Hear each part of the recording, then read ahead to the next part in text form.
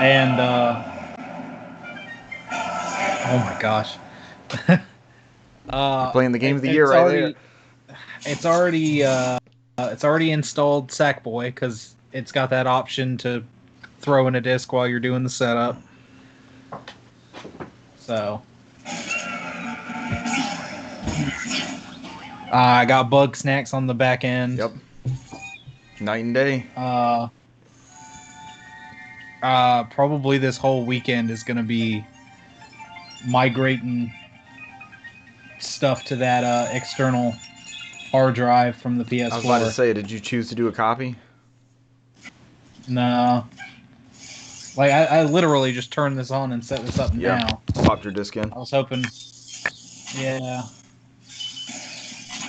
I was hoping I could get a little bit of an impression real quick, because I really haven't done... I haven't, like, done anything. I saw your first impression. Oh my gosh, this is crazy.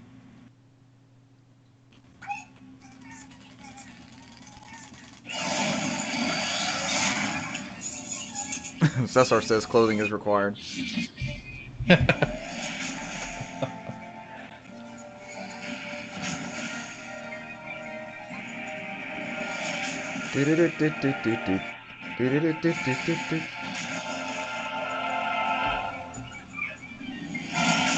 Oh, there it is.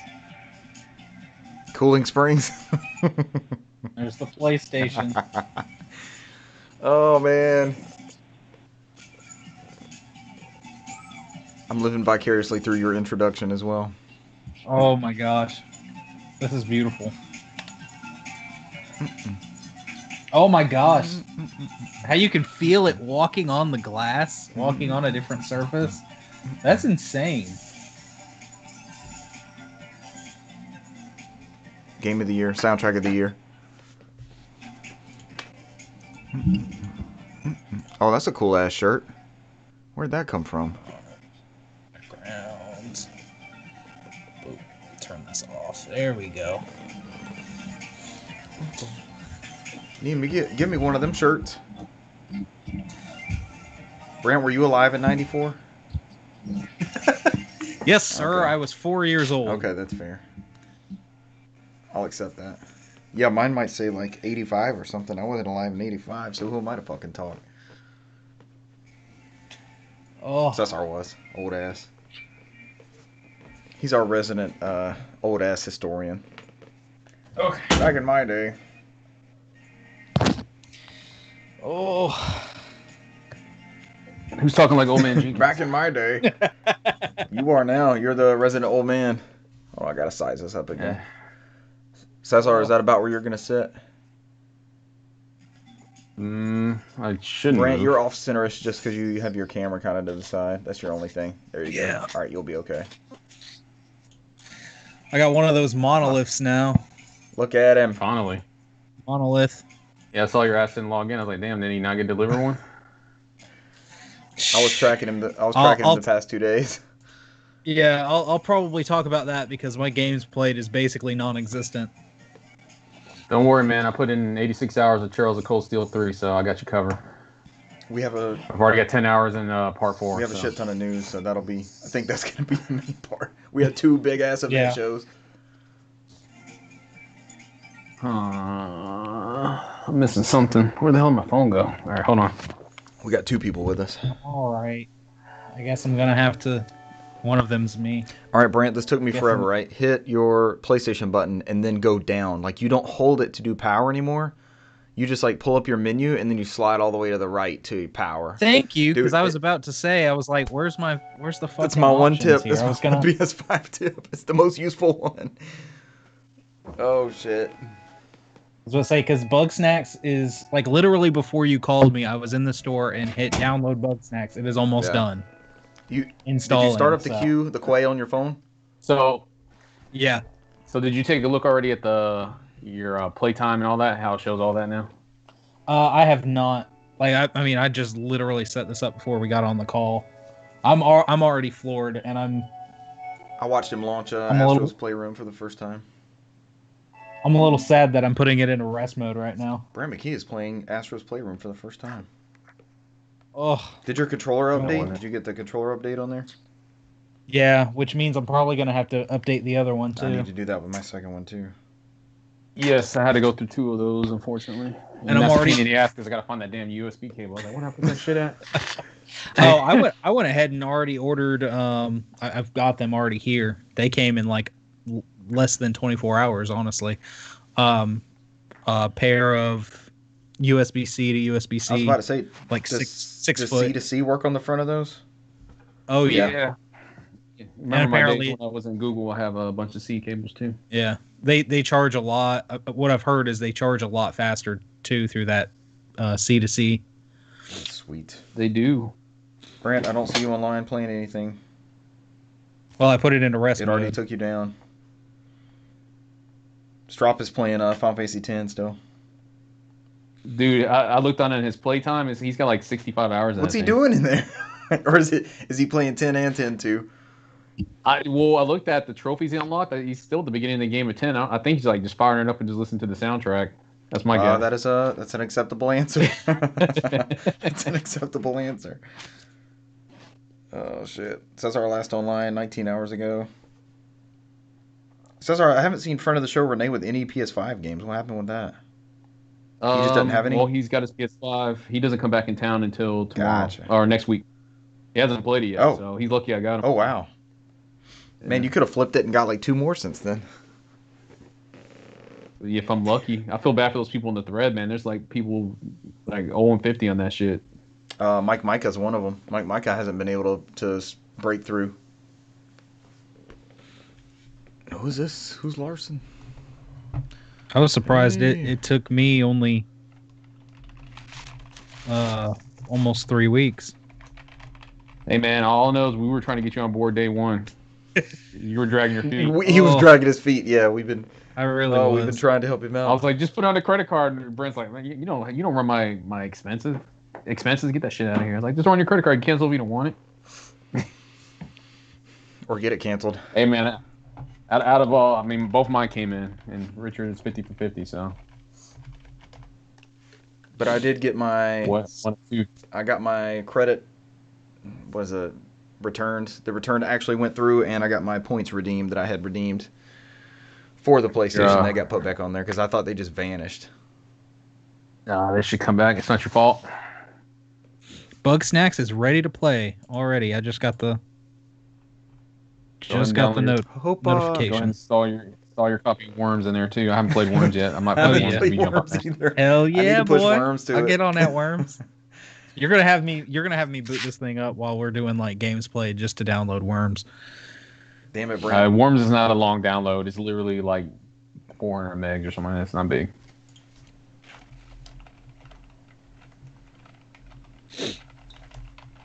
All right. Pass the smell test, I guess.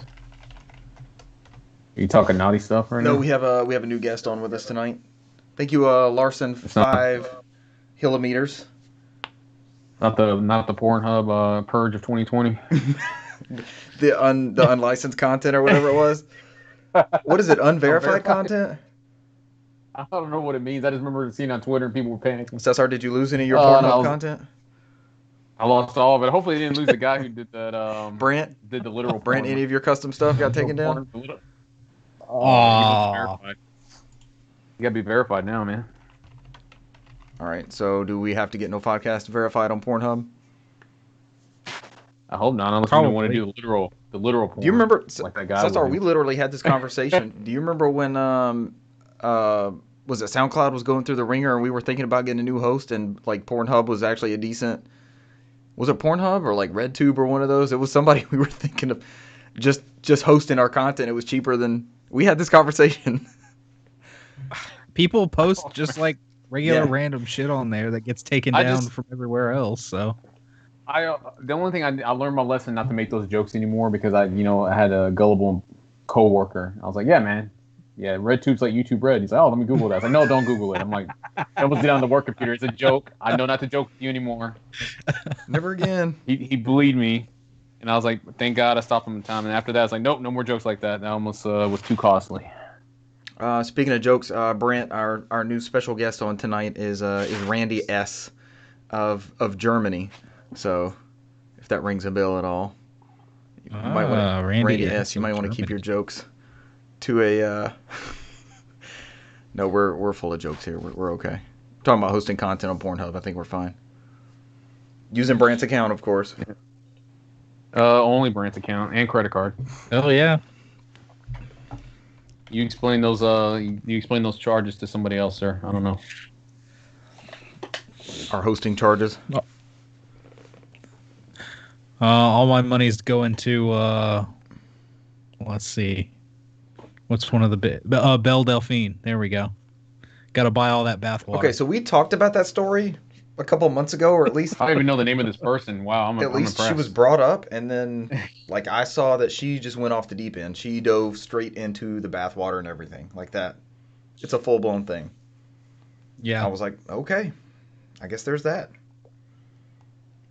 I was looking to see if I had hey man, Worms downloaded.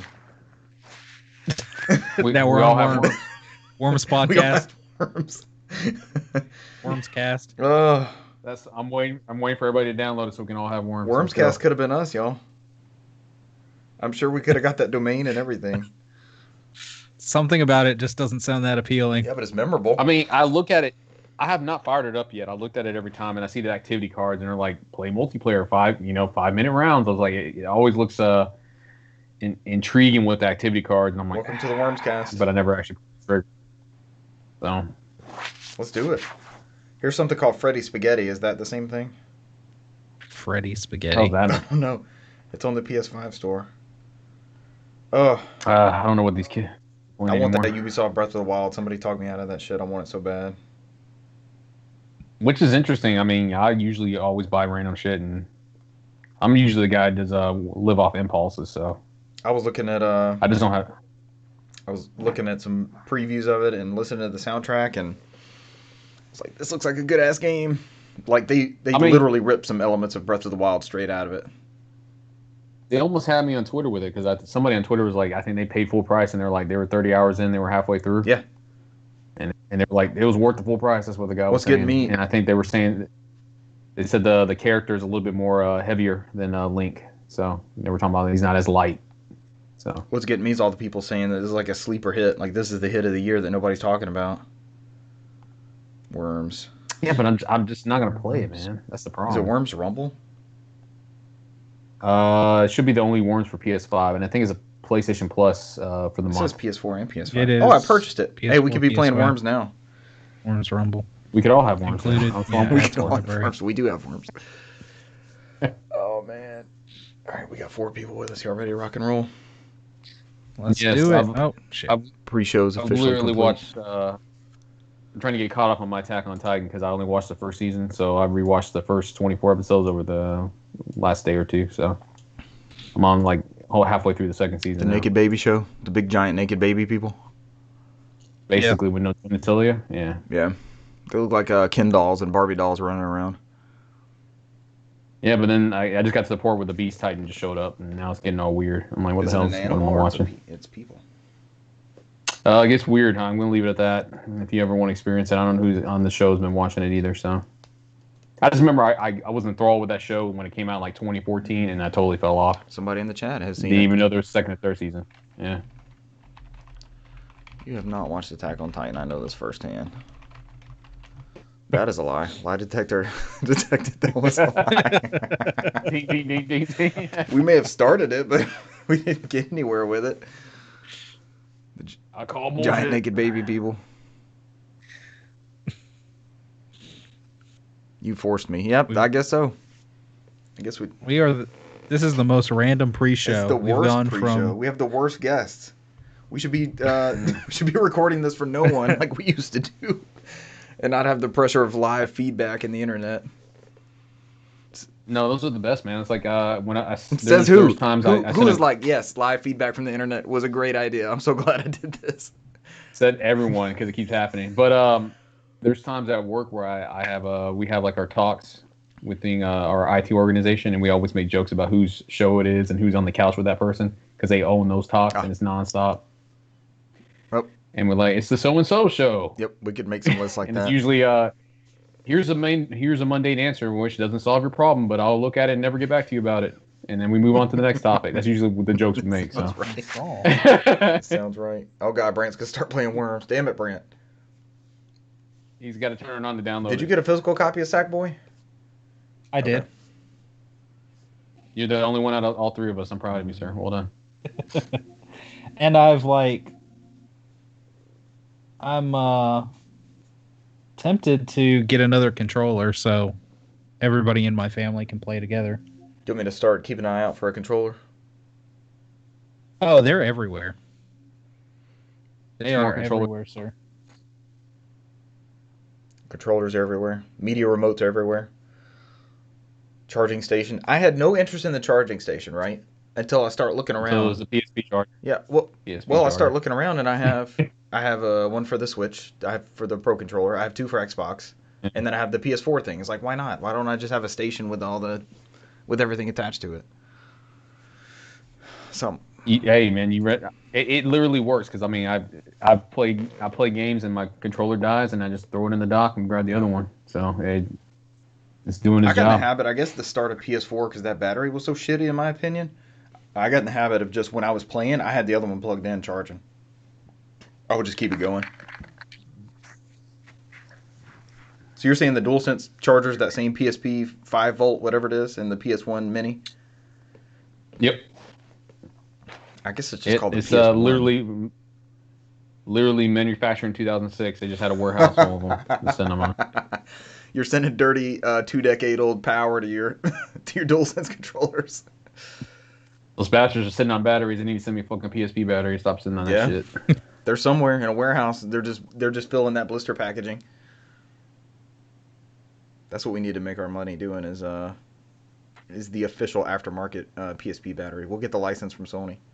You think it's hard to get a hold of? There's 80 million of them out there. Yeah. If they remember what it was. Yeah. All right, let's get some lead in here. We rambled for long enough.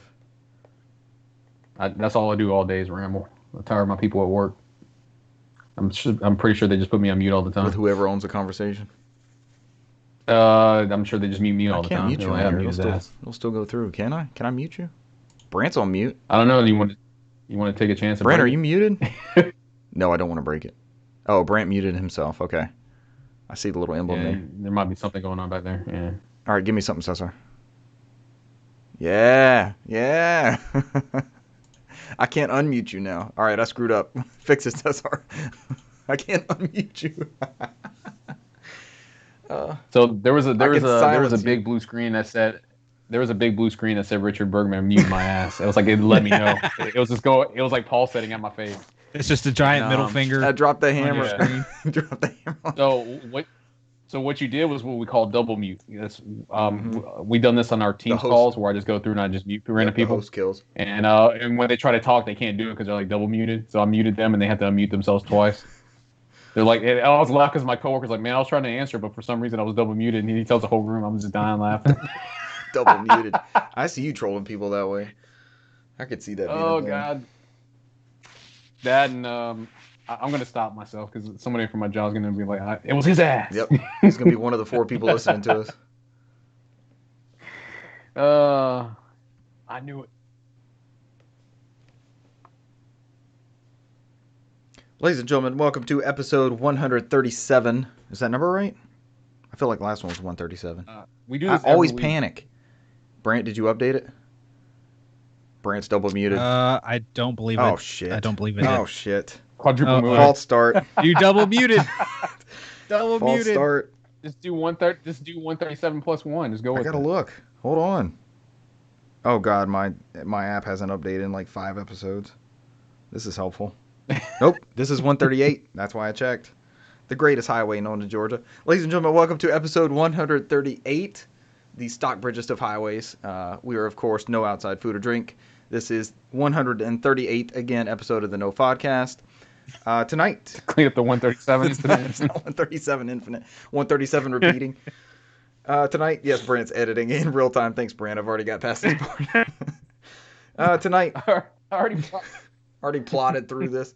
I pulled it up. It's still 137. I was like, let's go with Tonight, I guess we have to talk about CD Projekt Red's Cyberpunk 2020 Game Awards, where dreams come true. Codemasters acquisition update. There's been a development in that story we talked about. Nintendo Indie World came and went. The big three come together for safer gaming, led by Reggie, I'm sure. And we have more NES and SNES games added to Nintendo Online.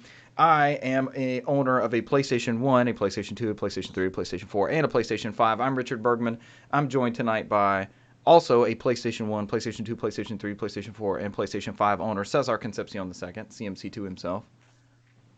Owner of all the PlayStations, as well as an owner of a PlayStation 1, a PlayStation 2, a PlayStation 3, a PlayStation 4, and a PlayStation 5, Brant McKee.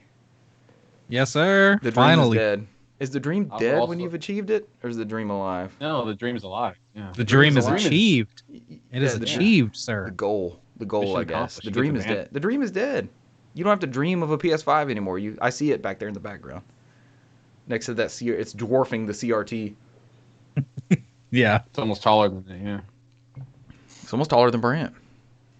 Brant tried to do the blur background before, but it was just all we were looking at was PS5 on the side right there. All right, sir. You got to tell us your tale of woe of finally receiving the Holy Grail. I was gonna save that for later since my games played is non-existent, but I can go ahead and go through it real quick. There we go. We'll just skip you in games played. So.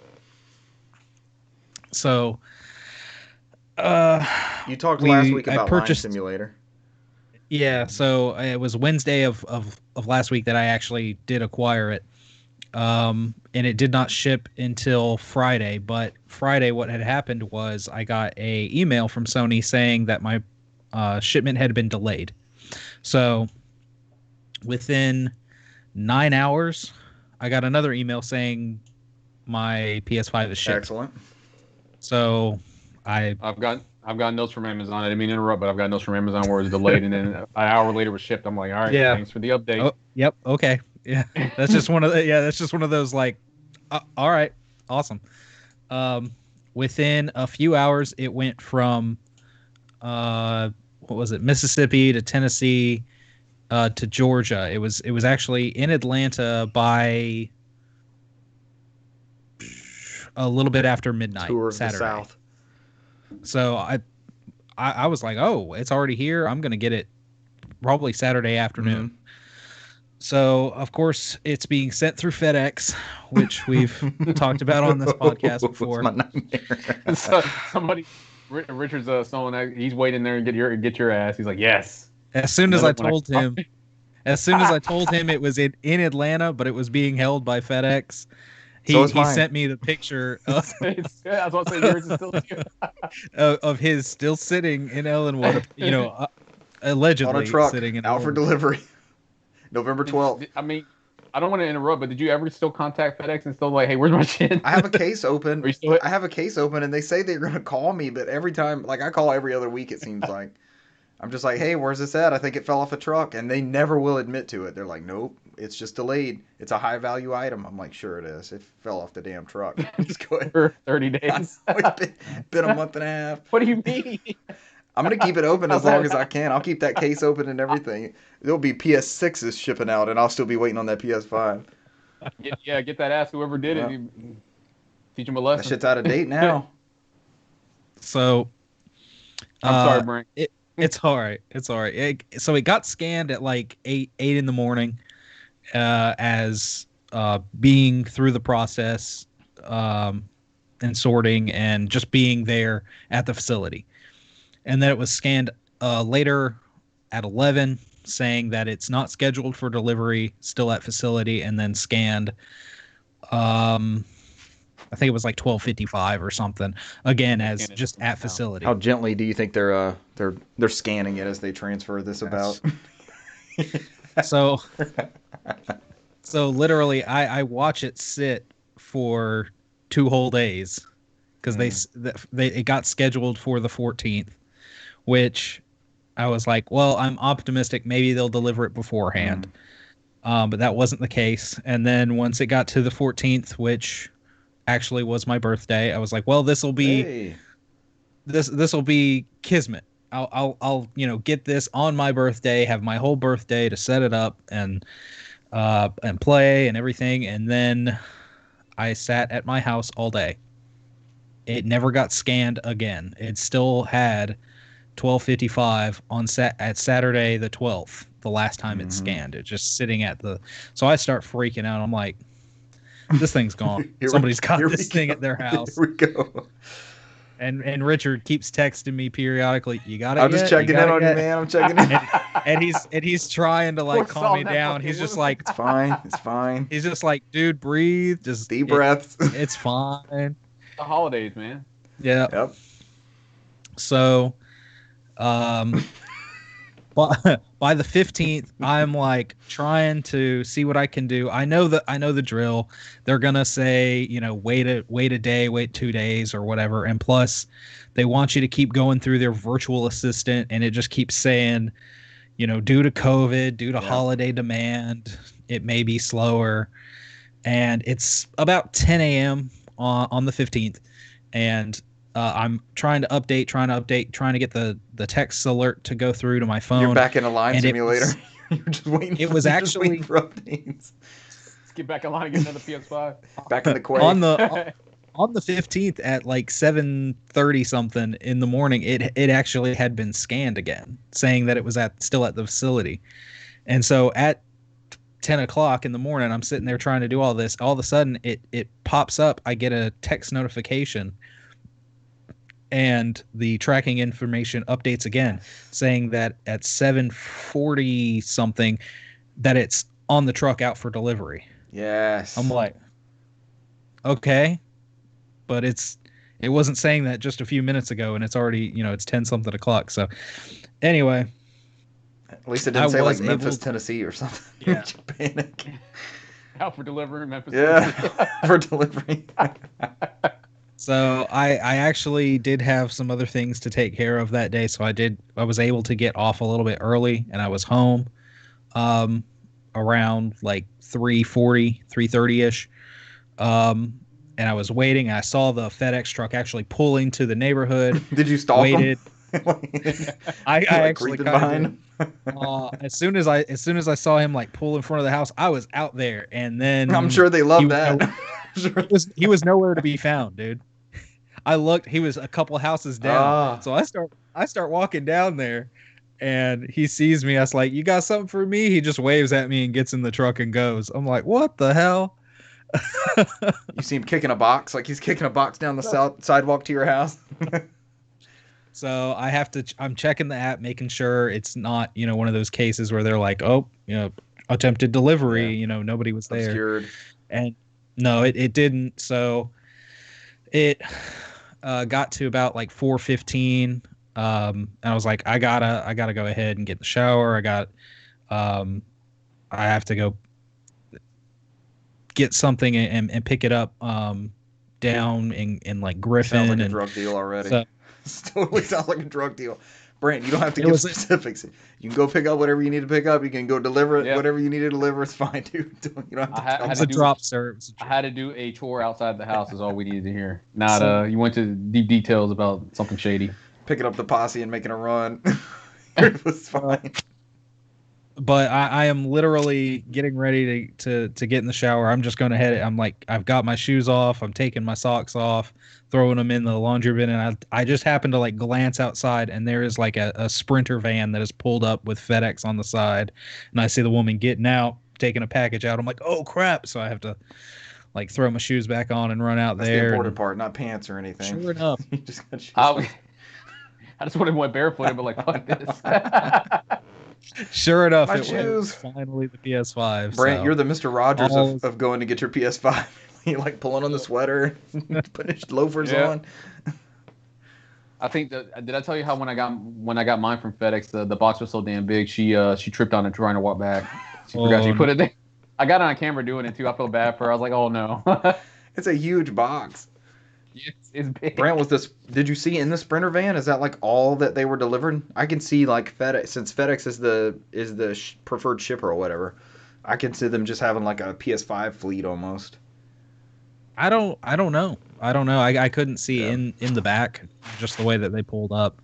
Because the one that had come into the neighborhood beforehand was like an actual big box truck. Yeah.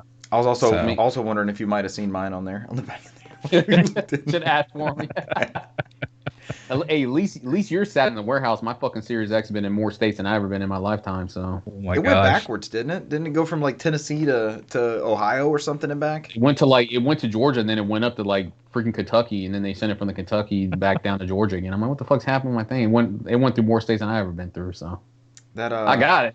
But like 6 months ago, that Import Saturn game I got, it went from Spokane, Washington to Anchorage, Alaska, and then back this way. I was like, wait a minute, no, wrong way. Unless it's like, I guess it's cheaper to go back the other way around. I mean, we don't know logistics. Nope. Maybe someone's like, no, I got room in. They just call them up. We got room. Send that shit back over here. Let's head it to the Fox Archipelago. Brant, that's awesome, man. I'm glad you and I didn't quite capture it on video. We started streaming right after that, but you got it set up and you put your stand in the bottom and started up Astro's Playroom. Yeah, that was the first thing I did. Like I completely forgot about trying to get ready. I started putting that thing together. I texted and showed you the box and everything. I put it on the shelf. And I literally just like I put it on there and stood back, and then I just burst out into laughter because the thing is, you see pictures of the thing and you're like, wow, that's big. But once you actually have it in person, you're like, that's damn big. That's huge. I'm still laughing when they that guy, the engineer from Sony, said his original design was bigger. They told him to make it smaller. We was told I'm to still take it laughing at down. that. I was like, how much bigger that shit was. I just love the cartoon somebody made of like the Aaron's Renter It's Center like- people, like the people unloading it, and then they bring it in the house and put the TV and the Series X on top of it as a stand.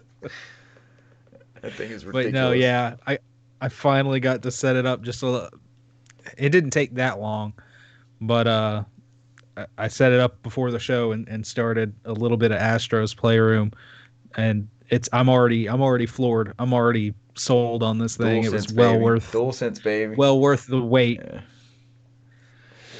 Very cool. We lived through Brant's PS5 story. So our first news story is, I guess we need to talk about CD Projekt Red's Cyberpunk, which has been apparently a disaster since launch. They did bad things. On to the next story. Let's go. Yeah, it's not a great.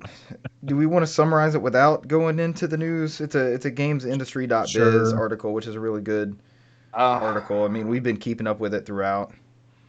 I can summarize if you want me to summarize it when you guys want to do it. Shoot.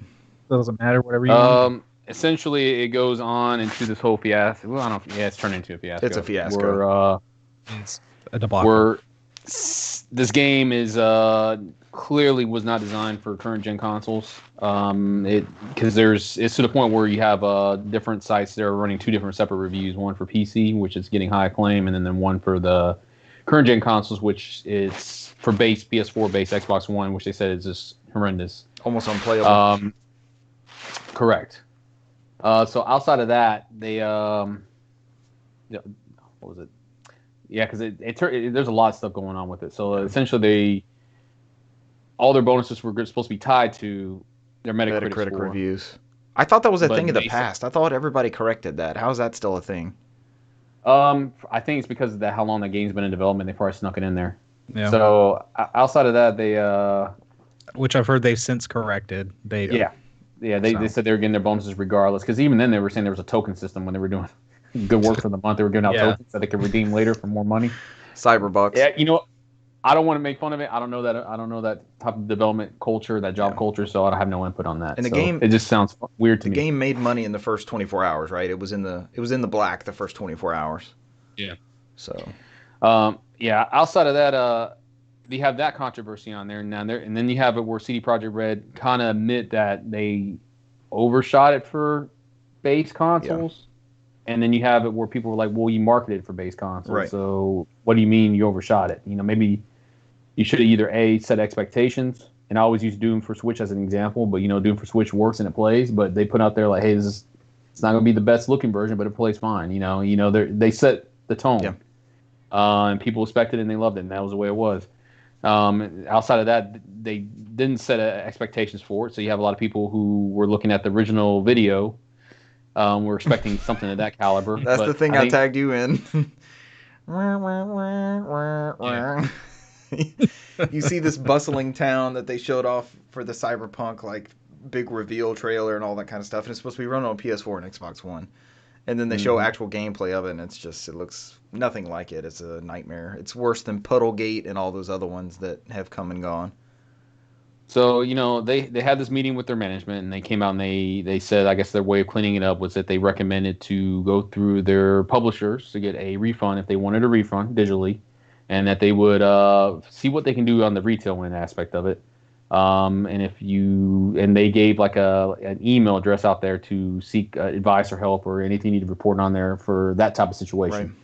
I think, was it recently today where they just clarified where you can follow the standard means to get a refund from Microsoft, and they took PlayStation out completely. Yep. Sony because they were telling. Nope.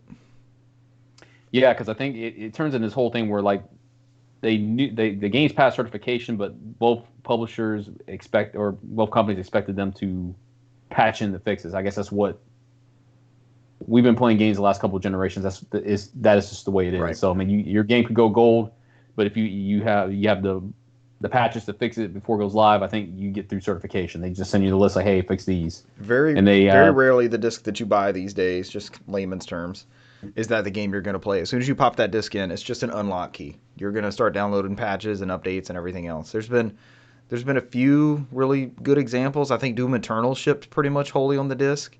And Final Fantasy VII Remake was version 1.0 for like 6 months. It just now got a patch, and that was... it's still a very playable game based off that original build off the disc. And not to mention Last Guardian and Assassin's Creed Unity are better playable off the disc without the patches. So that's true. The patches rebreak the game. But yeah, so there's a whole lot of drama going on in the background, and nobody. I mean, I don't know. At this point, it's like, I guess the people who are unhappy, there's no real way for them to get a refund, because even then, most of the refunds are based off hours played. So if you haven't played that much time, you're fine. But if you sunk in a lot of hours and like this is garbage, I mean, you're kind of like shit out of luck. 200 hours in, this game's trash. And I think I got stuck on with the Patrick Klepek's Twitter handle where he's kind of like collecting information on that. Yeah. And apparently somebody from GameStop said on there that the GameStop corporate sent them an email like, yeah, we're not gonna be doing refunds. Tell everybody that they got patches to fix all the issues that are coming out December 21st. That's their solution. That was a big seller for GameStop. They can't take those returns, man. Oh man. Yeah, Patrick Klepek he's on that story. So anybody that wants to like follow all the live updates and everything. And the game just doesn't sound that great. It doesn't sound like what was promised, or it just sounds hollow and empty from everything that I've read and heard. Most of the reviews I see, they said that going through the world and exploring it and just being there, they said it's great. Right. It's a thing of beauty. They said as you go through and try to find purpose in that game, it makes it worse. Right. So, which from the studio that gave us Witcher 3 and even like a 5-minute side quest paid out, emotional or there was some sort of weight behind the story and the reason that you did the 5-minute content, it kind of falls flat. All right, so Brant, you've played 200 hours of Cyberpunk. It's your game of the year. What do you think about it? I actually read after launch that I talked last week about my Stadia experience. They said the Stadia build was pretty solid, and I was like, "Damn, I should have hit up that." Yeah, apparently promo. Stadia is the most viable option for this game right now. That's literally what I've seen. Yeah, not a bad choice if you want to go the Stadia route. I mean, we knew this was going to happen. I'm glad I didn't jump. I canceled my pre-order. Yeah. I'd rather, I'm more of a single player type person, and I would rather them go ahead and take the time and fix it up. So, I mean, at some point, No Man's Sky turned out great. So, No Man's Sky, Final Fantasy 15, Final Fantasy 14, Rainbow Six Siege. The list goes on this generation. I'm not paying $50 for an early access version of this game. So, probably a good way to put it. I definitely want to see the next gen optimized build of this too. I'm hoping by then it'll be more. It's probably more playable. I just want a reason to play. I mean, the story's not that great. It's not really pulling me in there unless they go in there and they kind of expand it, which I imagine they will with some expansion packs, in the future. So some of the reviews and I don't just pull from regular reviews. I've got a set group of people that I like hearing. They have similar taste in me. Taste in me. Anyways, moving along.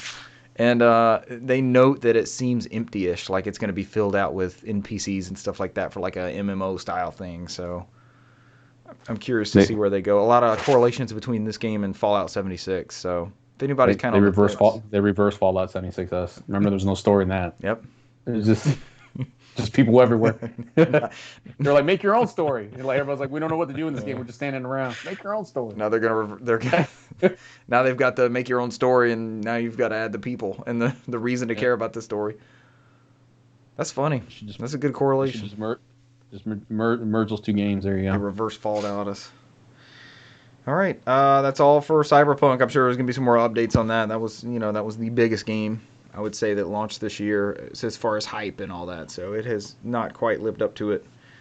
Was it Thursday night? We had the Game Awards, the Keeleys as we like to call them on here, the Keeleys 2020, and this was a super successful show in my opinion. What'd you guys think? I waited to the day after. I mean, Twitter was blowing up, and I know one announcement. Did it break Twitter again?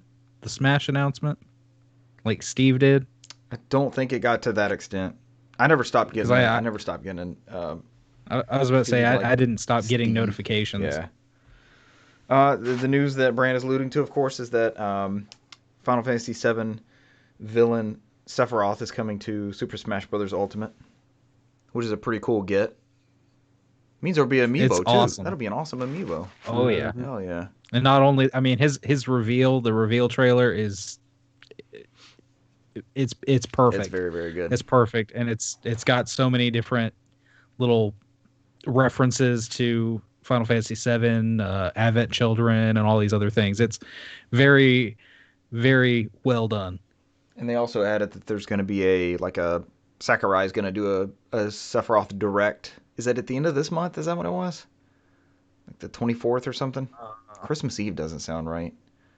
I don't know. I thought I got a notification today that it happened, but I don't. Oh, is it already going on? I thought I would have seen something. No, we would have nonstop. It would have been all over Twitter with memes everywhere. Yeah. Kind of like the Mario dying thing. Yeah. Mario on the end of is it Masamume? Is that the name of the sword? Masamune. Yeah. Which is also a weapon in Chrono Trigger. Next up, there was an awesome trailer for Perfect Dark, which is the Initiatives game, the first-party Microsoft studio. This looked really, really, really good to me. It's just a little CG thing, but the tone seemed right. You had some crazy shit happening behind the pyramids in Egypt. It looked wild, man.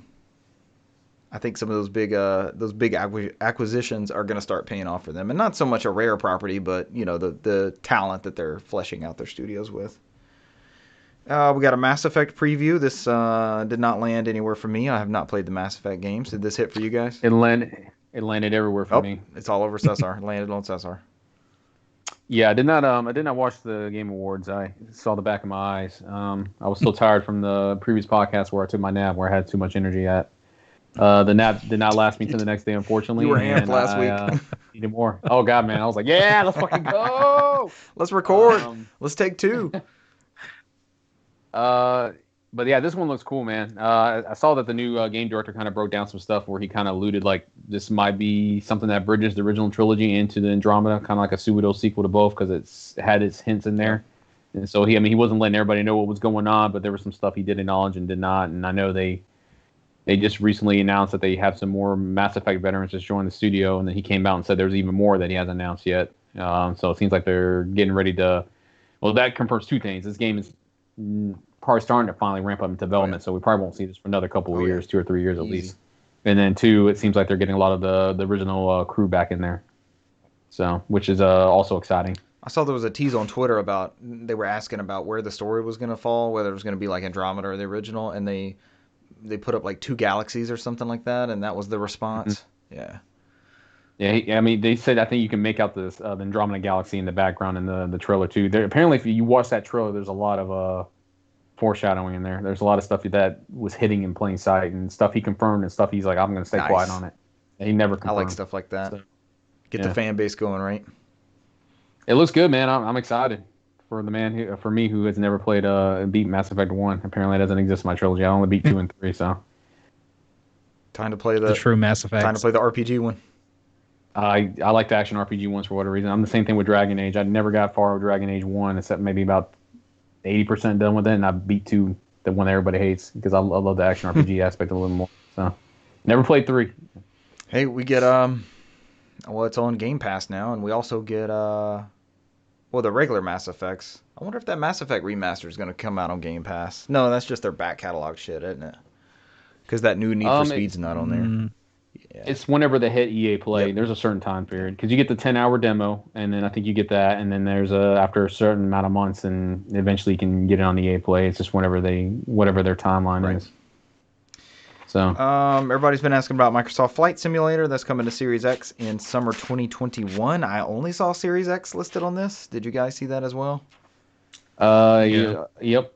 That game is a beast. It's one of those that skipped ahead. Oh, this rundown comes from Polygon, by the way. This is Nicole Carpenter. Thank you, Nicole. Unlike that devil Chris Kohler that puts everything out of order. Left 4 Dead creators showed off their next game, Back 4 Blood, which looked exactly like we hoped it was going to look like. This game looks good as hell, like y'all. Left 4 Dead. Yeah. Spiritual successor. Oh god, we could be playing Left 4 Dead right now. This game looks good as hell. Cesar looked exactly like when me, you, and Michael were playing like a year ago. I was like, hell yeah, we're jumping back in. As I'm hanging off the ledge of the hospital, and nobody came to save me. I have that clip somewhere. Help me! Everybody just flies off, and because it got hit from every direction. Michael got hit by that beast, and you just see me go running by and crash out the window and just dive off. That was it. Help me! Holy shit, that looks good. Next up we had, and I'm stealing this from Twitter, someone said The Fast and the Furious. This is Arc 2, which seems to have more of a story mode, starring Vin Diesel. Did the animation look weird to you guys? Like the way people ran around and stuff? Did it look a little off? Looked a little odd.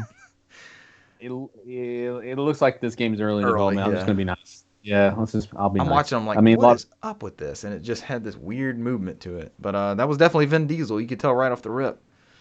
Cesar said, poor man's Riddick.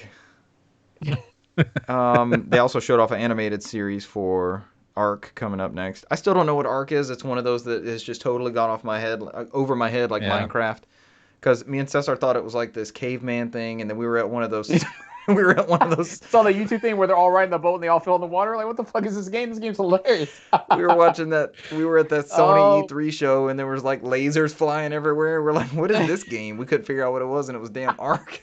Dinosaurs had lasers I was sold on their after heads. that. I'm like, damn, it's all this. I would be dying laughing. Everybody's like, come on, dude, you can't fuck around. I'm dying laughing back here. Like, this is hilarious. It looks so random. We got a sneak peek at the new Dragon Age game, which they continue to tease and show off. There was a new Among Us map shown off, and that studio got a lot of airtime. That was really cool. Innersloth, they showed them a bunch. They were, via FaceTime or Teams or whatever. Fall Guys Ultimate Knockout Season 3 is coming up December 15th, which is yesterday, or like 4 days ago as of the time you're listening to this. Or as they would say, Season Trace. Season Trace. Winter Wonderland, 7 new levels and 30 new costumes. Big Yeetus is still here too. I don't know what that reference is. Brant, can you fill us in on the Yeetus? Nope. You are the Animal Crossing. You're the fall guy. How that corresponds. You're our fall guy. You play more of that, all of us. Yeah, you're the animal/fall guy correspondent. The animal fall guy correspondent. And you built our news, Brant. Thank you for building the news. Next up, Master Chief was shown off in Fortnite. They've been teasing this for a while. This is not going to bring me into Fortnite, but the cool part of that was that Blood Gulch, the Halo map, was available in Fortnite like that night. Warthogs were drivable, and Capture the Flag. Like, you could literally play. That was so crazy to me. That is like more than a crossover, right? I don't know. You might have me in Capture the Flag. Let's try it out and see. Capture the Flag, and then you'll have like Mando and other Star Wars characters and Kratos and all these other like crazy skins in Blood Gulch playing Capture the Flag. It sounds like some kind of evolution of that old Flash player fighting game. What is that, Mupin? Yep. Where you could just put all these other characters in there and just fight. This is the real PlayStation All Stars we all deserve. It really is. Yes. It really is. Hey, Sephiroth is in Smash Brothers. Who would have thought that? If you told me that in like 1999, I would have gone nuts. I'm still amazed that I have a physical copy of Final Fantasy VII on a Nintendo console. So let's go. That's true. Who was it said it would never be on a Nintendo console? Was it Phil Harrison? No, they said it would cost thousands of dollars to put it on the cartridge. Yep. That was remember, and it had to be this big. That was the marketing thing. Yeah. That was damn good marketing. It hit hard, man. 3 CDs, 3 compact discs of full motion video and RPG greatness. Walking Dead characters are coming to Fortnite as well.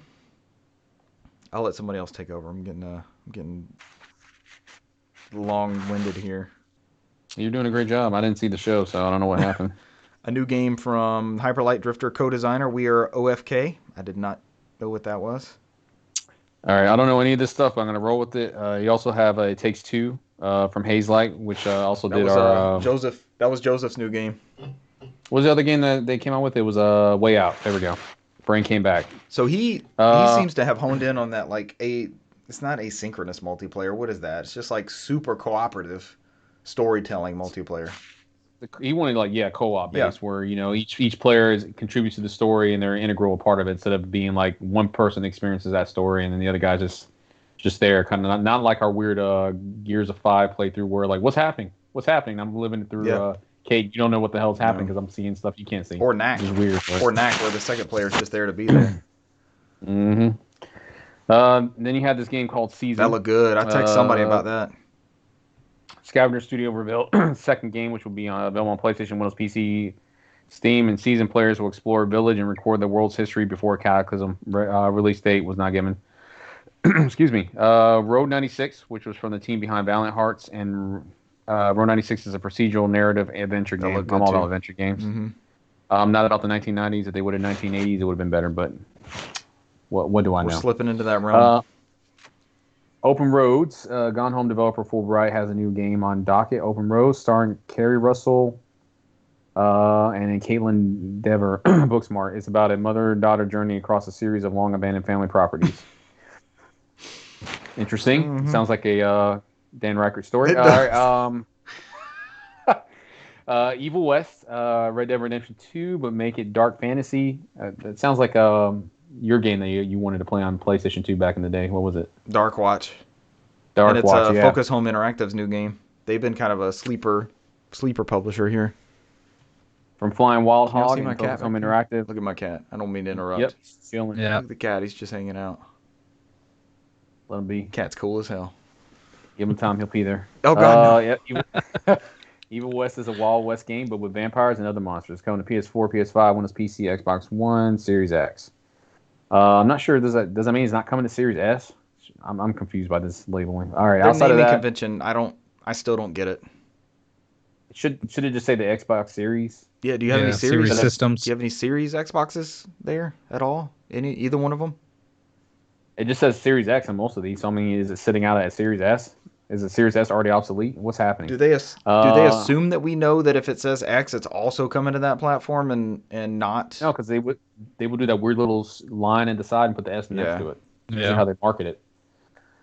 All right, Endless Dungeon, which is from Sega and the Amplitude Studios, have a new game called Endless Dungeon coming to both Windows PC and consoles. Apparently, it's both.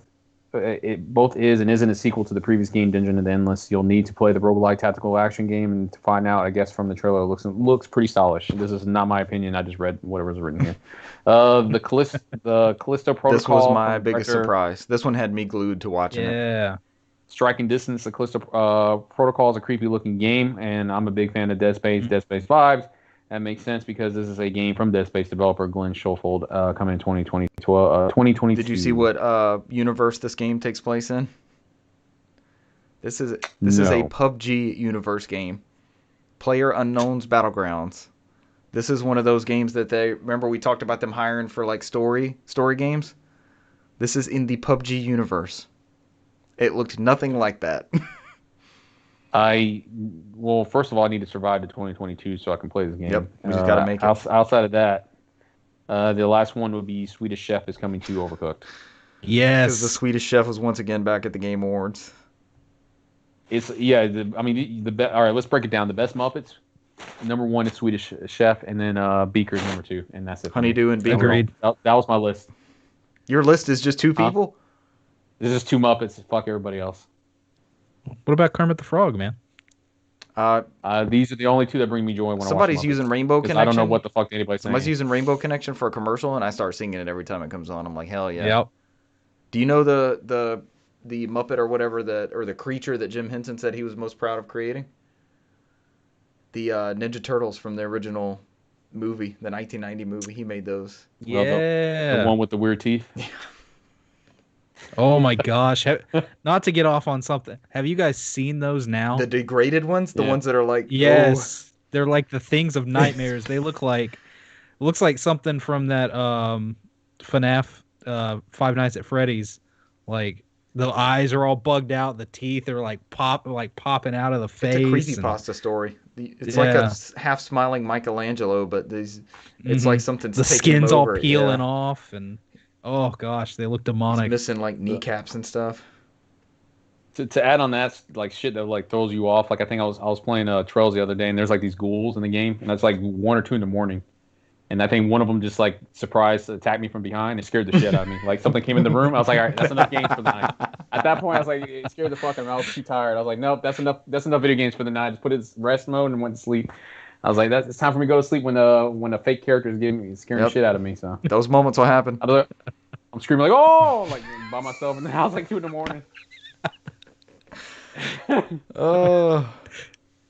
That's when I last played Resident Evil 7. I was doing it in VR upstairs. The lights were off. It was the middle of the night. And I was like, why am I doing this to myself? No. This is not how you do this. As I stare at myself getting stabbed with that sword, I'm like, what the fuck? No, I'm not playing this shit anymore. As you look down and see the sword insert. Why would I play this? I stopped doing it after that. I was like, Game of the year. Sick fucks. I'm saying, yeah, I'm laying in bed for 3 hours trying to come over. Like sitting there motion sickness, like what the fuck is this? See, I haven't played in VR since, so holy shit. I think I got further playing it just base. Walking around. Yeah, just walking around in the first person mode than I did VR, so. Alright, we have an update on the Codemasters purchasing drama. Who was after him last week? I think that's the first time the story broke. It was a couple weeks ago. We had reported that was it Take-Two? Yep. Take-Two was in the process of acquiring Codemasters, but since then, EA kind of came in with a bid, and it seems like that's the way Codemasters had the chance to respond, and it seems like that's the way it's going. Is that EA is going to buy Codemasters for $1.2 billion to take the lead in racing games market. And this comes to us from The Verge by Sam Byford. So it's basically like we'd said before. They've got, what was it, Dirt, Grid. Oh my gosh, Grid, and a few other. They're mostly in that racing game genre. Not Onrush. We're not bringing up Onrush at all. We're just letting that die, right? But yeah, that's basically the whole thing. Is it's they brought Grid. The biggest get, they brought Grid back. Nothing's dead. The biggest get for them is going to be Slightly Mad Studios, which originally, they made Project Cars. They just got purchased by Codemasters, and they originally spun off from EA themselves. They were making Need for Speed games back in the day, so they just made full circle back into EA as a fully owned company instead of it's like the company, Respawn guys. Activision to EA, back to Activision, back to EA, just circling around. Mm-hmm. This is pretty cool, man. I've been playing that. I'll talk about it in games played. I've been playing more of that Need for Speed remaster, the Hot Pursuit one, but remaster. What was the term we were going to come up with? Raymaster was going to be our new for ray tracing, because that's going to be all they add. They don't remaster it; they're just going to Raymaster it. Remaster it. We don't have the rays. We don't have the rays in there. We just need one Ray game. Yeah, this is all. It's all. This is the only thing about nobody actually owning their company. So the highest bidder always wins. Yeah. The board votes, and they're always going to go with the highest bidder. So. Yeah. I think until they officially vote and close the sale, I mean, technically anybody can come in and do the same exact thing EA did. So. Is this good? Do you think this type of consolidation? I mean, I know they'll get the funding they might not have had before, but. I mean, I was looking back. I'm playing a lot more racing games now. I'm still not good at them, but I really do enjoy them. And it seems like, even when Cesar, when you and I were in retail, it was like they were on annual schedules almost. You always got a Need for Speed. You always got a Burnout. You always got we got one Gran Turismo this generation when we were used to getting like at least biannual almost. We got a second one. The second one was a digital exclusive. Yeah. But really all that was a bunch of updates to the first one. But no, I think this is we're just a lot of people are concerned because they always were like F in the chat for Codemasters, but I think it's different this time because I know EA went through and if you look at when they were in their PS3 generation, they had their third-party developers where they had a lot of they were publishing a lot of independent studios games under their EA banner and their EA partners, and then they had they were doing their yearly stuff and they kind of let it go because it wasn't generating sales. But at this point, I can see what they're doing now. They need this to diversify their portfolio. Yeah. Because they're pushing EA Play on everything, Steam, Origin, Xbox. And so at this point, you need to add as much content as you can to justify people to spend on a subscription-based service. So this should like a Game Pass-esque get. Yeah. Mm-hmm. This is to help bolster their catalog to get people to get more subscriptions. I only see it going bad is if they making these acquisitions and nobody jumps on the subscription, then it's going to end up badly. That's why a lot of people always sit there and joke about Sony buying studios. I'm like, Sony closes studios more than they buy them. There's nothing in there for them to do. They don't have a subscription base like that outside of PlayStation Now. Rest in peace, Studio Liverpool. But they're not even using PlayStation Now like that. Yeah. So, it doesn't make sense. That's why I would rather Sony not to buy anybody because at some point they don't make money from them. They're going to close up shop. So, the way they're running things now. Or consolidate. So, but I think I'm surprised Sony has not run their PS Now that's similar to EA Play, where they release the new games and leave it out there for like 6 or 7 months and then throw it on their streaming service. Yeah. I would imagine. I know they're not going to do day and date with Xbox, but I would imagine they would have went that route sooner or later. But maybe in the future. Yeah, so. The PlayStation collection for PS5 is close to that. I mean, they're not super new, but you still have like God of War on there, and I'm enjoying Final Fantasy 15.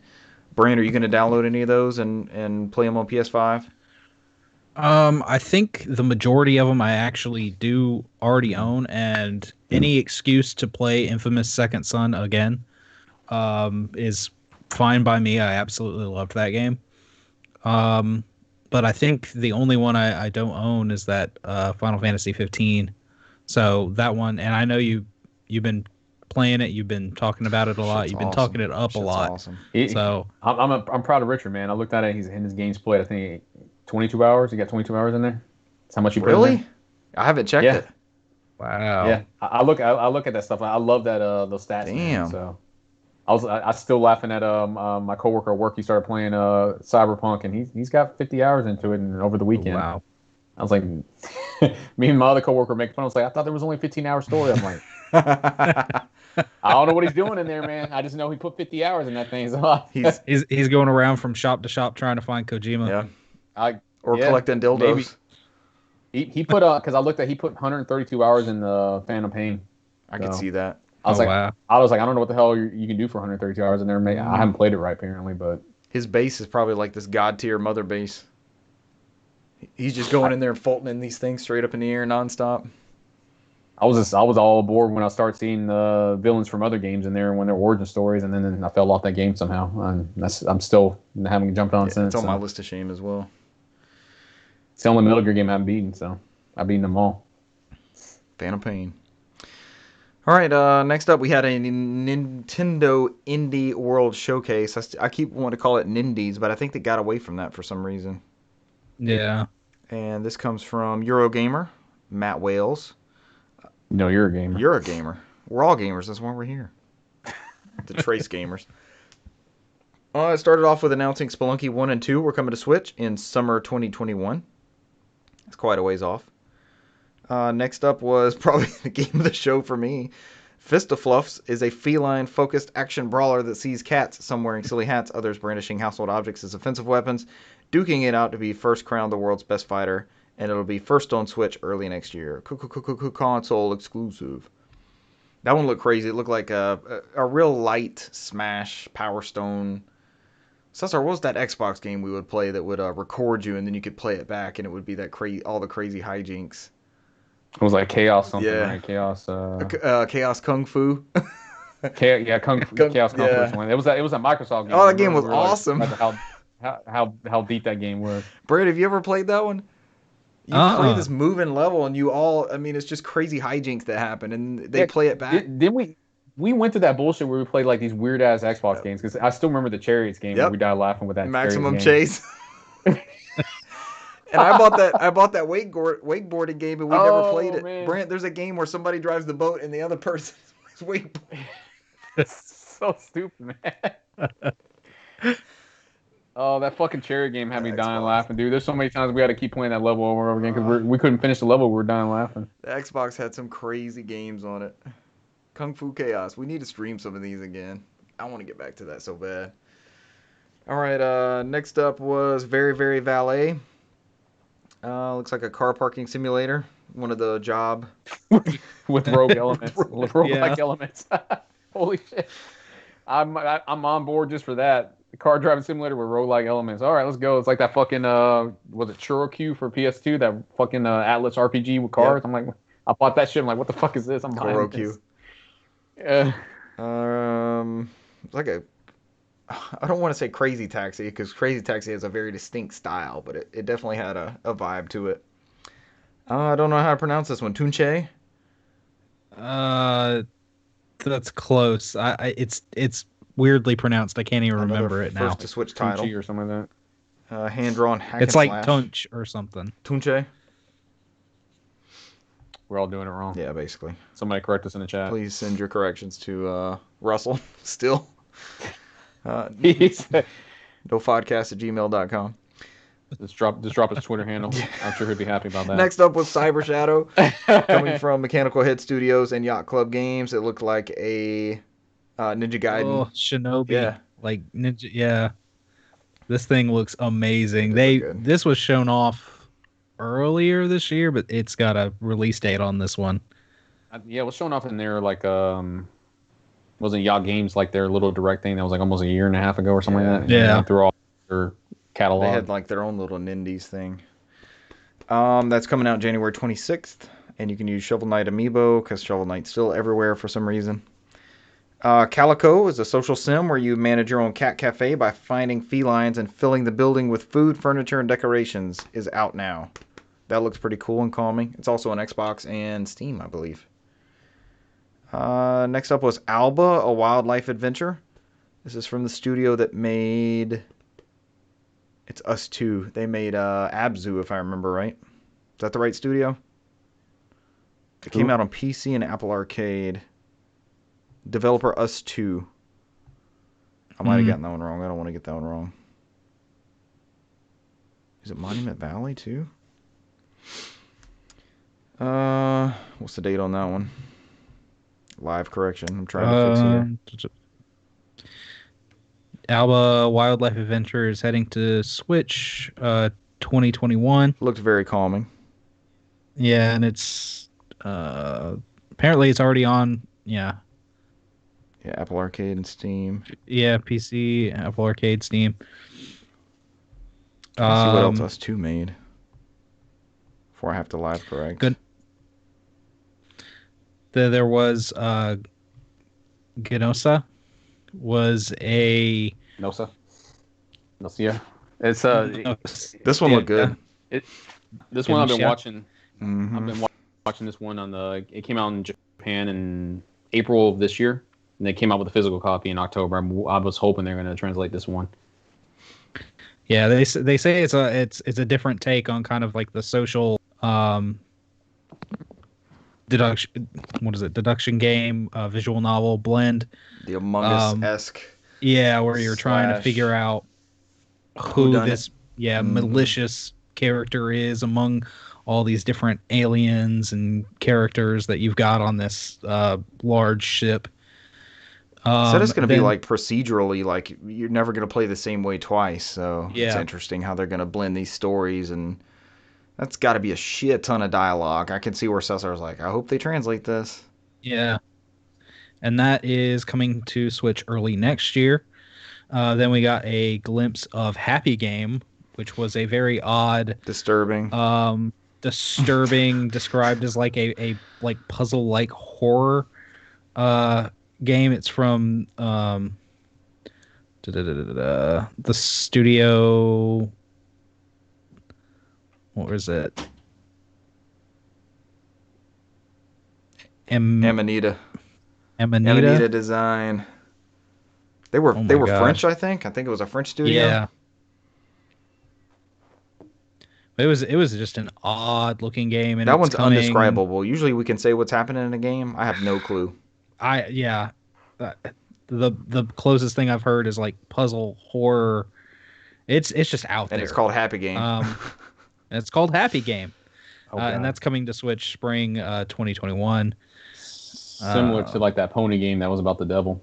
Yep. That was on Yep. Steam or whatever that weird one. Yes. And then they announced Super Meat Boy Forever coming to Switch as a console launch exclusive. December 23rd. December 23rd, so that's not that far away. Lies. For you Meat Boy fans. What was the other one? Grindstone. Why? To me, that looked more like a mobile game.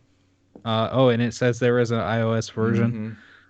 So so maybe that's why it looked like a You mobile nailed it. game. You got it, sir. I feel like that was Uh, one of the first big hits for Apple Arcade. All I heard about was Grindstone, if I'm remembering that correctly. But there's going to be like an I Am 8-bit vinyl edition and all that kind of stuff.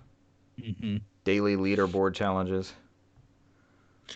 And then the last announcement of the show, which was very big for them, was that Among Us was coming to Switch and is actually released that day.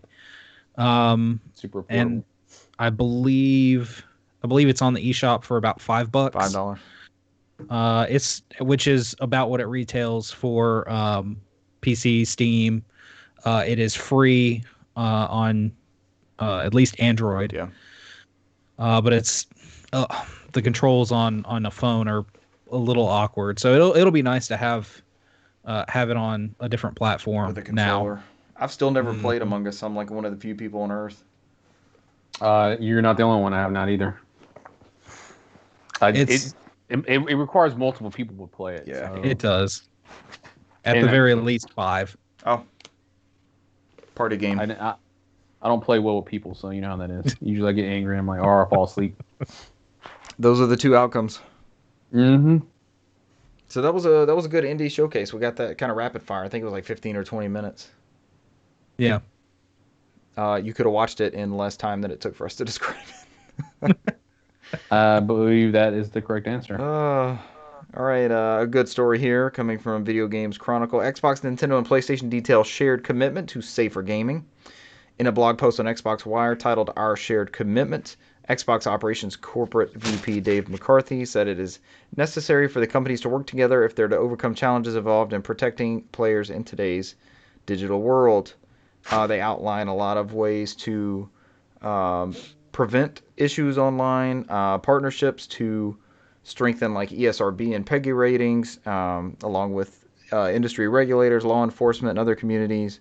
And responsibility. We hold ourselves accountable for making our platforms as safe as possible for all players.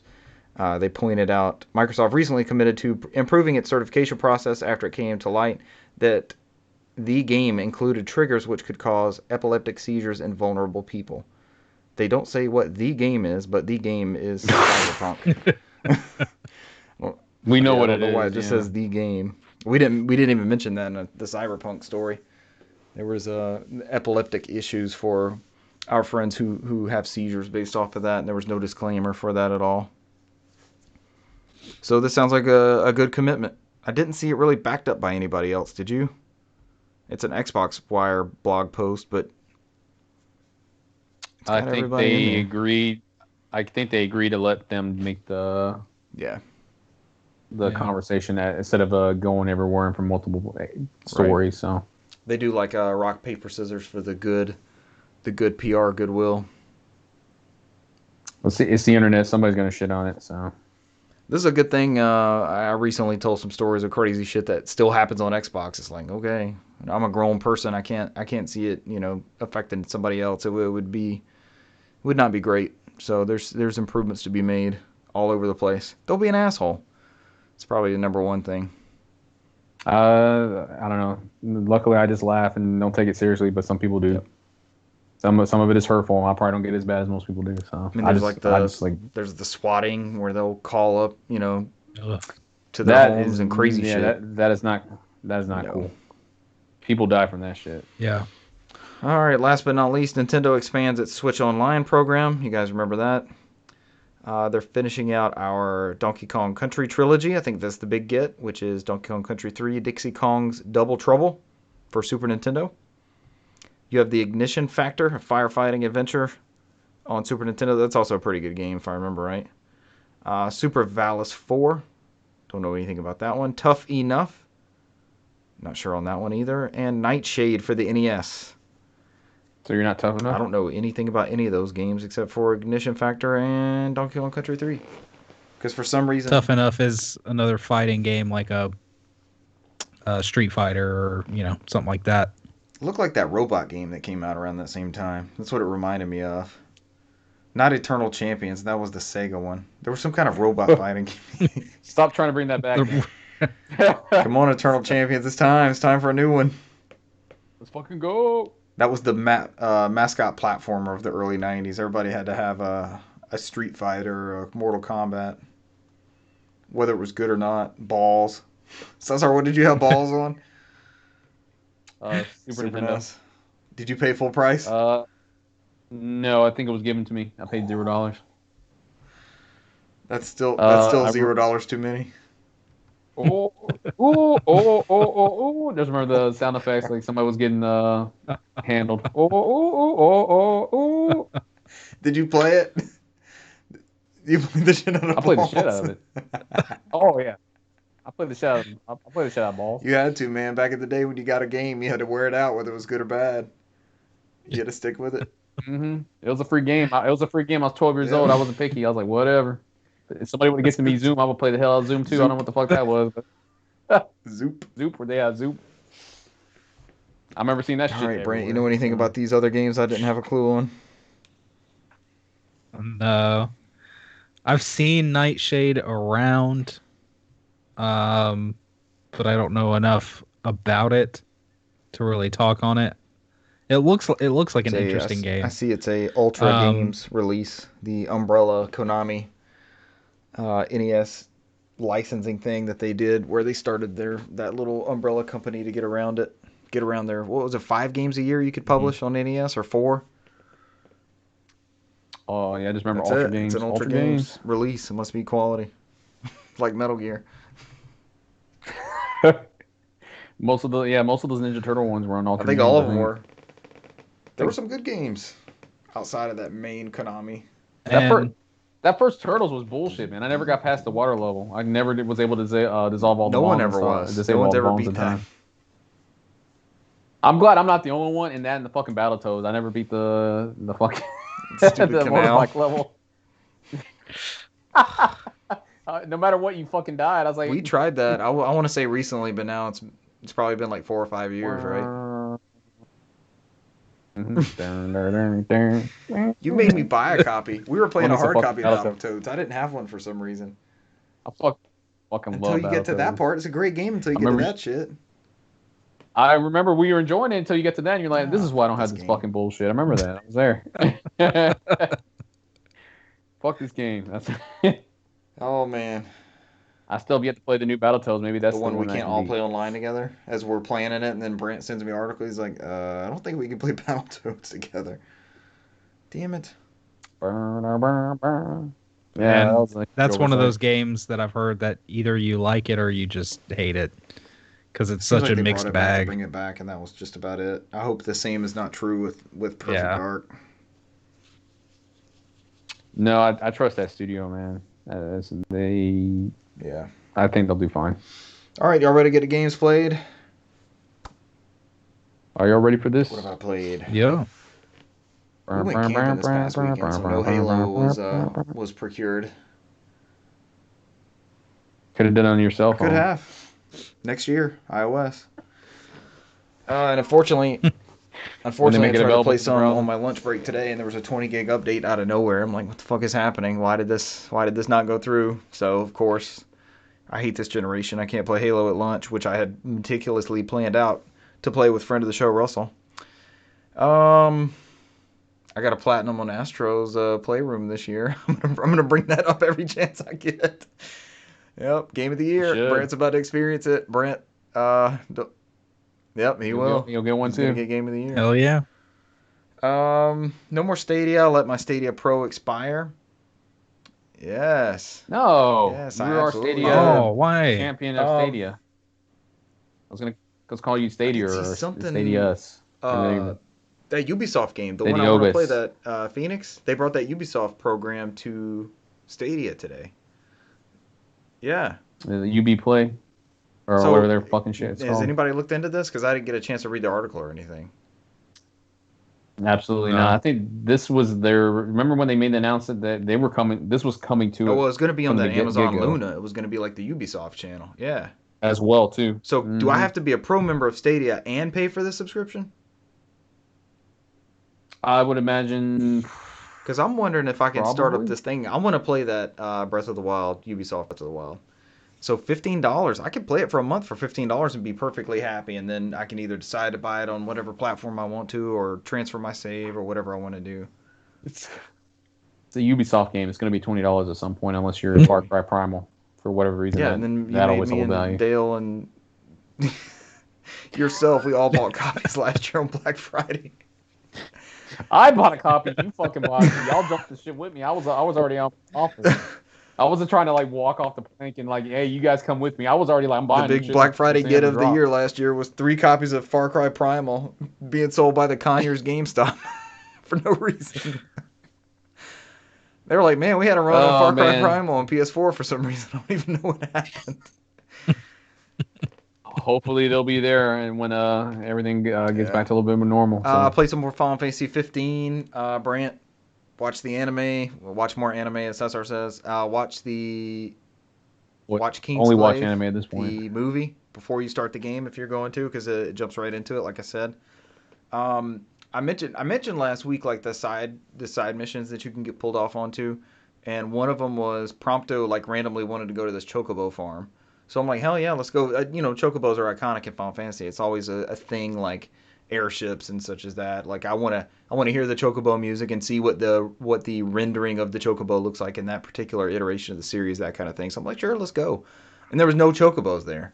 I'm like, what the hell? And then it ends up being a quest and all this kind of stuff. And I was like, I'm not dealing with that right now. I'm just gonna go do something else. So the next story mission after that they sent me on, the level is too high. So it does gate. It's not gated. I could try it. But I'm not that great at combat, and I'll go back into that. So I start knocking out some previous missions that I had that are within my level rank or whatever, and one of them ends up being that chocobo thing. So I'm like, okay, I'll just go ahead and knock this out. It's usually like go in the woods and kill 10 of these fox things and come back, that kind of stuff. This one was called Search for. Damn, you just killing foxes like that? Killing them. Everybody's killing them. We're taking pictures. We're taking selfies while we kill them. So the story is that this behemoth thing is eating the chocobos. That's why there's no chocobos at the chocobo farm.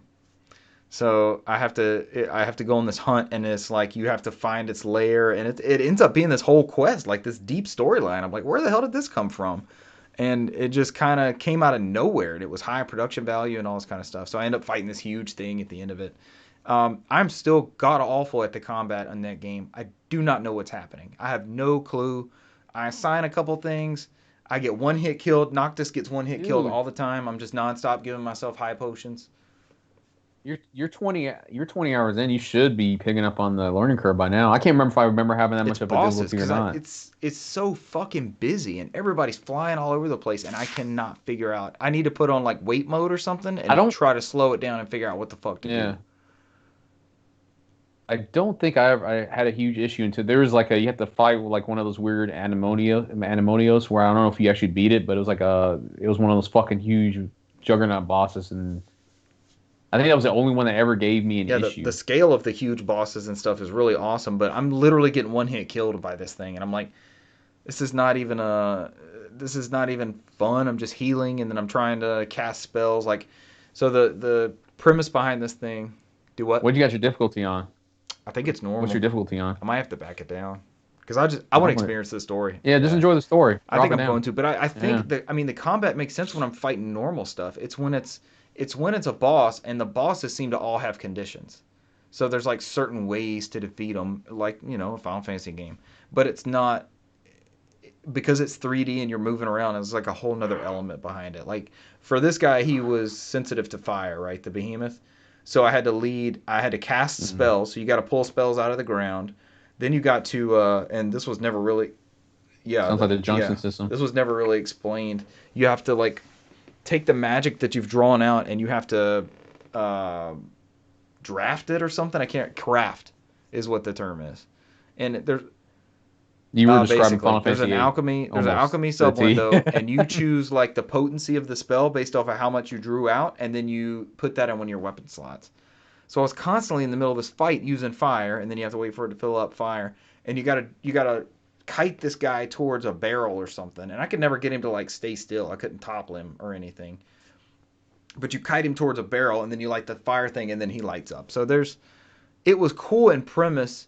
It was frustrating in that he one hit killed me like 3 times, and I'm like, okay, I'm using potions here. This is not a good time. I think I need to watch a tutorial on combat real quick and just see, how is this actually supposed to work?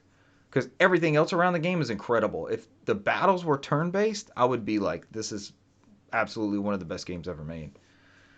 So I'm still enjoying the hell out of that.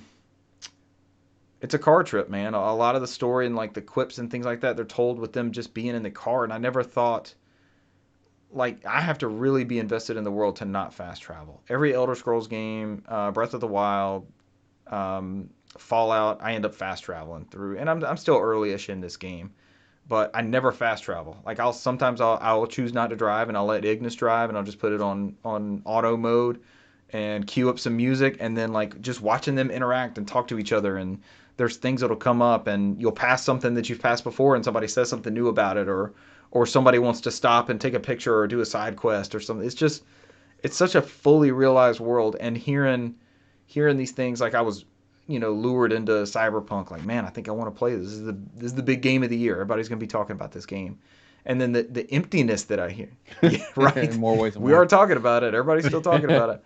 And the more I hear about it and how it does not compare to Witcher as far as the fleshed out story in the world and how you want to be in there. This game is the opposite of that. It has all those elements to it. And it just continues to surprise me and is really damn good. Need for Speed, remastered, Hot Pursuit. This is probably I'm stumbled through it. This is probably the one of the greatest racing games ever Need made. for Speed games. I love it. You ever played Racing games? Racing games? Not racing Need for Speed. Games. Fucking this racing is one games. of the best racing racing games I've ever played in my life, in my history of racing games. It's just so fucking good. It never gets old. Every event is something new. I told y'all it was either last week or 2 weeks ago about my serve and protect bitch thing. So I like being the cop, and I don't just pull over. That's what the cop is yelling at people. I make them go down. The last one I got, I like slammed them into this guardrail, and this car is just like flipping over the side of the guardrail and down into this abyss. You just never even see them again. I'm like, yeah, serve and protect, bitch. And then it gives you a time. So I was trying to take down these 3 cars, and you get bronze, silver, and gold depending on how fast you complete it. So I got silver. So then I was immediately right back into, okay, I think I can take these 3 out faster and get that gold.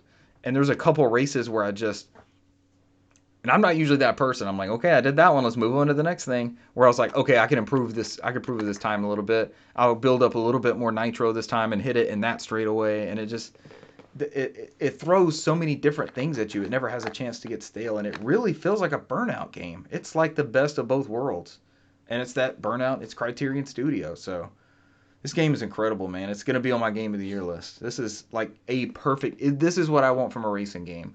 I don't do, my concept of racing is like Mario Kart or Burnout, something like that. It's not the Gran Turismos. I'm gonna end up stalling the car out and spinning around and being like, fuck this game. It's not a NASCAR game. It's no simulation. like a Forza yeah, no game, Forzas. Forza 7. Where you're like, I'm trying to follow the thing to make the turn, and somehow I miss it every time. I'm like, I'm fucking hitting the brake. I'm in the what wall immediately on the first lap. Maybe I need the wheel. First, I fired up an old Xbox not too long ago and had the first Forza in there. I was like, I could drop back to this and like I can learn this. I'll learn this real racing game. Hell, fucking no, it could beat the first race. And they were like, Then you're like me. Yeah, you're like me. You're on the Best Buy website pricing wheels. Maybe I could get better at this. Wait, $300. It's not me. It's this controller. It's not meant to be played with sticks. Yeah. The computer's not playing with sticks. They have wheels. Look at them. Yeah, but and the AI's like perfect. They're just throttling off everything. They're gauging everything, going into turns. I'm just like, fuck this game. I couldn't even beat the first Forza map. Yeah, they tap me once I'm in the fence. Sure. I'm like, how do I get out the fence? So I played some Ridge Racer for PSP. I was bouncing that off of Cesar not too long ago because we were ranking Ridge Racer games for some reason, some offshoot conversation. I'm a connoisseur of the Ragers. I figured out. I was having some issues beating a certain race. Like you have to unlock medals. You have to beat the races to go to the next thing, and it's pretty paced on that PSP one. And it ended up being I just needed to switch cars. The way I drive wasn't fitted for the car that I was using. So the very first race, once I changed cars, I won it and moved on. So Ridge Racer. I did that unintentionally. I did it unintentionally. Ridge Racer. I'm not wild about the physics on that. Like when you bump somebody, you lose momentum. And from playing Burnout and playing this Need for Speed Hot Pursuit, that's not what I'm after. I'm after, if I hit you, you're going over a guardrail. I'm serving and protecting this town by destroying your livelihood. But it's pretty good. I don't know that I'll keep going with it. It was a good little. I went on this wild hair and wanted to look at 60 frame per second PSP games, and that was one of the ones. And it was a launch title. And I'm looking at it like, holy crap, they pulled this out of the PSP at launch. I could see that flooring people. It floored me, but I could see that really knocking people out back in the day. Need for Speed, Final Fantasy 15. I think that's it for me, gentlemen. Those are my games played. Brant, we skipping you since your gameplay was tracking down PS5?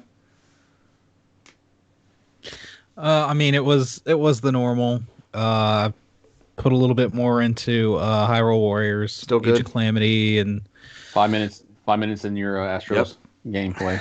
I watched not even 5 minutes. I watched him describe your 3 minutes of your Astros. Oh my gosh, that really what is it's the combination of just how fast this console is. And the DualSense. The DualSense is what makes this thing real for you. I mean, when you're in just that, 5 seconds I was in the game there, just running around.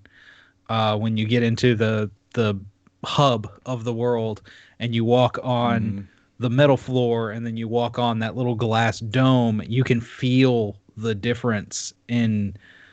Yep. What you're walking on. And then when you go to like that little grass area and there's just little grass and then there's tall grass, you can feel the difference. And it's so weird, and it puts you there. I was so like on the fence about how, they're harping on it's going to be like haptic HD feedback Rumble. And these adaptive triggers. Is this going to be like motion controls? Is this going to be like 3D games and all this stuff? It's just going to be one of those gimmicky things, and it just doesn't. It doesn't transfer over. It's cool at the time, but you can't see it really having a longevity. This, I think, this has some legs. This is the future. Well, it's like you said, it's an extension of the controller. It's not like before where the Wii and then the Kinect camera was cool, or the Move was cool also. It just, after a while, I don't want to fucking swing shit. I just want to play a game. It gets old after a while. It's cool at first, but after a while, the shit gets old. They found a way to make it part of the process that you're already a part of. Yeah. I'm a little bit more understanding in VR outside of the bullshit way we got to hook it up every time. So that's the only thing that gets on my nerves. So, but yeah, hopefully next week I'll have a few more impressions. Platinum trophy. Because I definitely Mighty Boss Phones. I definitely the impression that I get, sir. Yeah, there we go. Oh yeah, don't get me Oh, on God. ska, man. Ska's my shit. Ska cast.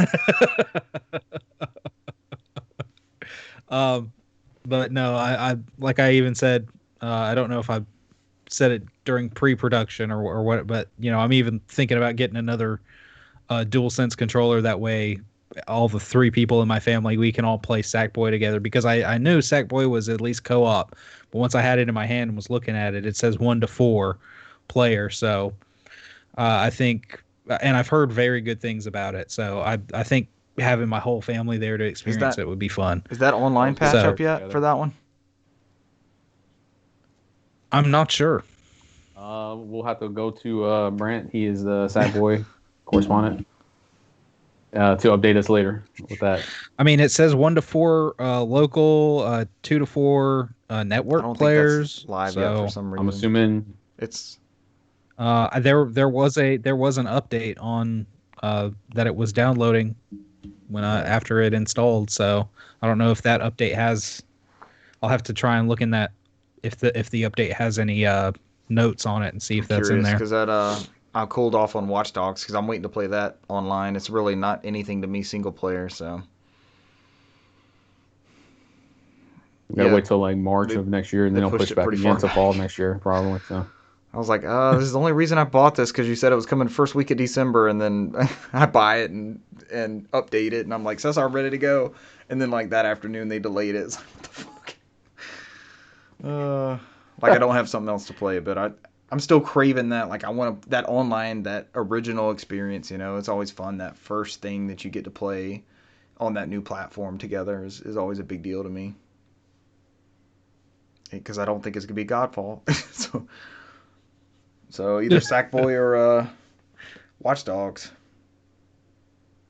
Fucking Sackboy's gonna take forever to drop. I already feel it. Yep. It'll drop though. It's just gonna take a while.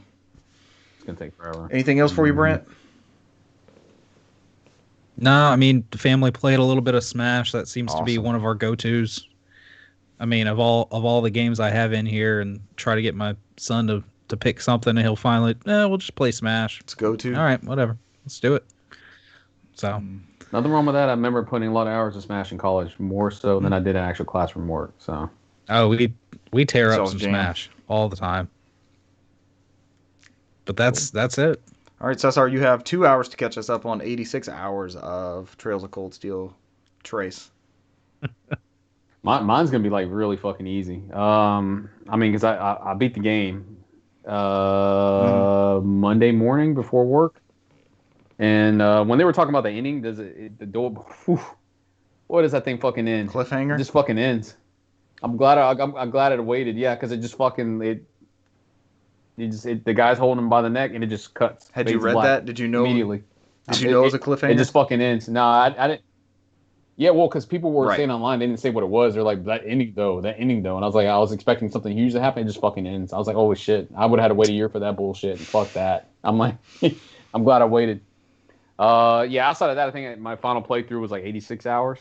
I just started the 4th game yesterday. I got 10 hours into it right now, as of today. For reasons unknown, and I won't mention on there, you lose your main character. For the first third of the game. So I think when I read online, it's going to take me 30 hours before I get the main character back in my party again. That's the thing you were texting me. Of the game. Talking me out of the Ubisoft Breath of the Wild. I mean, yeah, because I'm already invested now at this point. So I'm going to finish this whole saga. So and it's like, I don't know what it is, but sometimes when I play shit, they always announce new stuff, because you saw they announced a new Trails game coming out next year, and it's taking place in the area I thought it was going to be Caliburn. We do that. We do that on this podcast. We bring stuff back. So let us know what franchise you want to see revived. I'm going to share my screen here. So anybody who is watching this live off Twitch, you're getting a little extra. Copyright takedown. Maybe. I don't know. Brent already said Nintendo too many times. But I have a Mario t-shirt on. I got a PlayStation t-shirt on. As long as we don't play any copyrighted music. All right, so I'm going to share my screen and then remove the video so we don't watch the fucking window effect going on here. Let me know when Let me know when y'all can see it. The viewers cannot see it. So, If you're listening to us, Nope, oh, you sorry, just yeah, have they a can't see visual it, can aid they? for us. Do describe it though, so we can Yeah, so whatever. you can paint the picture. So we have this. This is the whole Continent of the Trails game so far. The Trails series. I see Skyrim. I see Morrowind. And so let me get there. So So right. outside of this, it looks like it's a one giant continent, which looks, if you look at it, looks very similar to Europe. Like this part right here is like reminiscent of Spain, and as it goes through the other European nations. Um, Outside of here is broken out into 10 different zones. So the first Trails in the Sky is in the Kingdom of Liberia, which takes place down here at the bottom of the map. This was the first game that came on PSP. Then they went into Crossbell State, which is to the right, the very center of the map. Those were the next PSP games that they got later ported to PS4. Is that the Switzerland? And, basically, and then that's why they call it Crossbell State.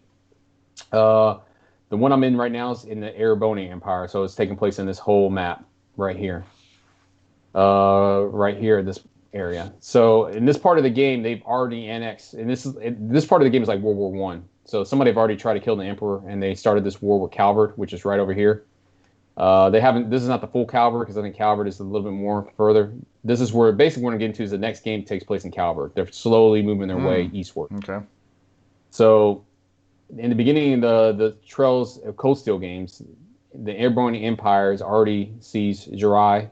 They've already seized Northumbria, and they already seized Crossbell State, and they're starting this war with Calvert for whatever reasons. And that's going to be the next series of games. The ones that I tell you about the church was kind of like their own thing, like the whole Vatican. Yep. They're over here in the holy city of Arteria. There hasn't been a game about them yet, but they've been referenced in all the games. And the Principality of Remeferia was a online-only game that came out on PC. So I'm not going to spend too much time with it because nobody else can really see it. And well, I That was a mean, good demo. the main way you could do that is if you saved that image and then just full on weatherman to that shit. Set it as your background and then step away. I guess I should do that. And next time. But It's just gonna flip it. Brand already lived this life. It's gonna reverse it. I'm trying to stop sharing the screen, but whatever, it is what it is. So, You just went Make a long Gigantor on us. yeah, my bad. So basically, at this point in the game, you find out at the end of the third one that there's like kind of like a dark curse placed on the land because the beginning of this whole series is like based off the church. There's a goddess called Adios, which looks like almost like Adios, but is A-I-D-O-S. You keep telling So yourself they call it adios. Adios. So essentially, you find out at the beginning, and this is when the very first Trails in the Sky game. You find out that Adios was down in this land, and she went back into the heavens, and she left these 7 septarians, which is like 7. They call it 7 gifts from the goddesses. And so in the first game, Trails in the Sky, you had the Ouroboros, which is their main group of villains. They're trying to reactivate these septarians and get their power. So in the first one, it was called the Septarian of space. They had to was able to control space. When they went to Crossbell, it was called the Septarian of Mirage, which was able, as it says, is able to do like Mirage type stuff. Erebona, you found out that there's 2 Septarians. There was a Septarian of Fire and a Septarian of Earth. And when they were going to the back history, the Earth one was supported by a group called the Gnomes. And then the Fire was supported by a group called the Hexen Clan, which was a clan of witches. So they get into this whole bit where they try to get all the power allocated to themselves. So they have these battles, and so these Septarians were very similar to like Xenoblade Chronicles, where they had the 2 giant mechs fight each other. It's pretty much the exact same thing. There was a giant mech of fire, giant mech of earth. They end up killing each other. Then they end up fusing and creating a Septarian of Steel.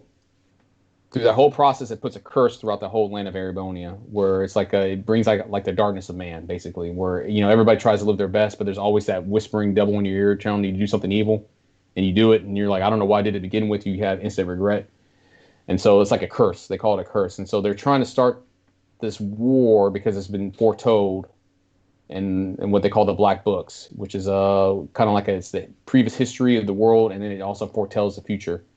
So they're trying to do these start this war so they can break this curse. So basically, you have the main character who, for whatever reason, kind of he has like this ogre power, this like demon in him, where he's starting to lose control. He ends up something happens at the end of the third game. He loses control, and he slays the holy beast, which was the guardian of the Septarian of Earth, and it unleashes the curse. And so basically, he starts the apocalypse, and that's how the game ends. So now you're at the point in the fourth game where they're trying to stop the end of the world, or end of that whole world. Did it pick right back up where you had left it in the third one? It takes place 2 weeks afterwards, and so you're kind of like, that's the only thing about this thing. So if you ever played like the Trails of Cold Steel, you have one, which was they follow the format where you played the main character Ring Schwarzer, and he goes through school, and then in the second game there's a civil war where they had nobility versus it was basically like nobility versus Parliament. I mentioned that last week. Their government. And when they went to these two different games, they kind of changed the formula. So instead of it being the same exact thing, so when they went to the second game, you don't have like the school quests and all that shit on there. It's more of an open-ended world. It's they changed the orbital system. You start off at level 50, you don't start off at level 0. And then they kind of like change the way where you do orbaments, which your magic powers, your skill-based stuff. They kind of change it up and make it a little bit harder. You have to do upgrades and get them to level 2. And they did the same thing with Trails games also. So Trolls in the Sky, they did the exact same thing. So in this one, when you go from 3 to 4, it followed the same format. 3 was similar to 1, where he ended up graduating from the school. He became an instructor to teach new students, and you kind of like bring these new students along. And then the second one is when they're starting this war again. And so basically, I'm going to this part where it plays like a different game. 4 plays similar to 2, and it's completely different. And in my aspect, those games like 2 and 4 are a lot of a slow burn because you have all this build up in the first 3 games, and then they kind of just slam the brakes in the beginning of those games, and it's like you gotta like force yourself to get back into it because it's like it's starting you from scratch again. Like you're like, oh, this is how, and you're like, oh, the story pulls you through, but it can be like the first 10 hours and those like 2 and 4 is rough. They don't really. It's like they don't respect the 80 hours that came before it. Well, because they're not the same. They're not like, it's not like Final Fantasy VII where you have all 3 discs and one package. They have to take into account like, okay, when you go into the menu, there's a recount of the story that kind of explains everything beforehand. So for whatever godly reason you want to start out with 4, which doesn't make sense. Even if you start out with 3 and 4, that makes sense because those pairs were together. But if you start off with 4, you can technically start off wherever you want. So they kind of have that learning curve in the beginning. But it's just rough when you follow that whole storyline and it just starts off and you're not new to it. It's like, all right, I just want to get to the shit where you just kind of cut off and now I'm like retreading ground. Like it slows down. It went from the thing where it hits the climax and it slows back down and now it's starting to slowly pick back up. So it follows that format. I know they said they're going to change it up in the next games where they're doing the different engine and they're changing the formula in the next games too, where they're going to make it a little bit more fresh. Yeah, so outside of that, I mean, it does play. It's a lot, and on top of that, the 2 and 4, the even number games are a lot more difficult. So going from 1 to 3, 1 and 3 kind of like holds your hand as you build up your levels, but 2 and 4 is like you die a lot more easier in a normal battle. Like, what the fuck am I doing differently? You know, it's like it could be jarring. You got to be patient with it sometimes, but it's worth it in the end. So I mean, I can't really say much into it. I'm at this point where, like I said, they're trying to locate my Reese Schwartz, or the main character from that series. He's not in your party right now, and they don't know where he's at. And so now I'm going through and trying to find his location and basically go out there and save him. So, but outside of that, I think the coolest part was the prologue where right in the beginning, they pulled in the main characters from Trails in the Sky from the PSP one. This is the first time they've been done in full 3D like this. And then they pulled in the Crossbow characters and they were helping each other trying to get information about what happened in the third game. And so now they call this game like the Avengers of the Trails game, because like all these heroes from all the original games are all meeting in this one to help out to stop this world, or to stop this war from happening. So, so far that part's pretty cool. I'm interested to see how it's going to end. I mean, they finished the storyline. The storyline they started 15 years ago. They finished. You got a lot of time invested. Yeah, I mean, I played the PSP ones. I've beat them all, so I've been playing since the beginning. I just haven't played the Crossbow ones because they haven't translated those ones yet. So it is what it is. I do have the Japanese PS4 one, so if I ever do, I'll have a physical copy of those. So, and we'll see if they do the Trails of Creation, which is the one that takes place after Cold Steel 4, and they've always done that where they could do what they call a palette cleanser. So like when they did Trails in the Sky, the main story was in Trails in the Sky 1 and 2. And then they came out with Trails in the Sky 3, and 3 was like a weird game. It was more of like a dungeon crawler, and it was like set in a separate dimension where they kind of went in and out in this dimension. But it was more like a palette cleanser where they take the main characters from those first 2 games and kind of like it's like a giant epilogue where they kind of like finish up any loose ends to move on to the next series. And so they did the same thing with this game that just came out this year, which they call Trails of Creation, which takes the main characters from all 3 of those games and they kind of like, all right, we're going to go ahead and finish any of the story bits we have going on there because we're moving on to the next part of the series. Because they said that in the Calvard, when they get to Calvard, they said 90% of the characters in the story is going to be new. They said there's only 10% of the characters returning. So it's not going to have that much connected to the first games. The only one I think I'm actually looking forward to, there was a bracer in the Trails in the Sky series and PSP. He came from Calvert and helped you out a couple times, and you haven't seen that character since. So I got a good feeling he'll probably show up in this one since it takes place in his homeland. Mm-hmm. Yeah, and then also you end up with the Burn Company because there's a whole bit in there where they have like these professors that came from these 3 different areas, one for Liberia, one for Erebonia, and one for Calvert. They all train under this one professor, and they call them the Disciples. And so they haven't gone over this one yet. He works for the Burn Company, and they're located in Calvert. So that's the next part of the story. I mean, that's basically all I've played. I can't think of anything else. Yeah, that's it for me. Games played. All right, hour and a half. It's a short one finally. Almost an hour 40. All right, y'all got anything else you want to add before we duck out of here? It's gonna be negatory. Worms has been ready for just over an hour. Yep. The short. It's we all have worms now. We all have worms. Say it. I'm very excited to hear Brant's PS5 impressions next week. That's gonna be exciting. We enjoyed the show. He'd probably be the only one to play worms. I'll just get the worms. I'll just never solve them. He's the only one with worms. All right, ladies and gentlemen. No, we're gonna get off this podcast. We're gonna play some worms. Well, let's go give each other worms. Thank you for joining us this week where we got worms, and we'll see you next week. Bye. Yeah. See ya.